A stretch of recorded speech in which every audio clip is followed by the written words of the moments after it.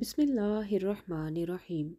حضرت جبیر بن مطعم رضی اللہ عنہ سے حضور اقدس صلی اللہ علیہ وآلہ وسلم نے فرمایا، اے جبیر، کیا تمہیں یہ بات پسند ہے کہ سفر میں نکلو تو اپنے سب ساتھیوں سے بڑھ کر اچھے حال میں رہو اور سب سے زیادہ تمہارے پاس زیادہ راہ رہے؟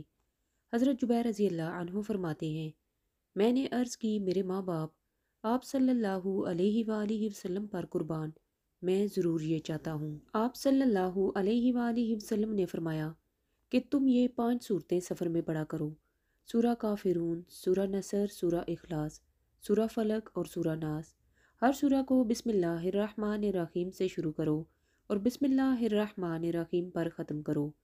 حضرت جبیر رضی اللہ عنہ کا بیان ہے کہ میں مالدار اور دولت مند تھا، لیکن جب سفر میں جاتا تو اپنے ساتھیوں میں سے سب سے زیادہ بدحال ہو جاتا تھا اور میرا زاد راہ بھی سب سے کم ہو جاتا تھا۔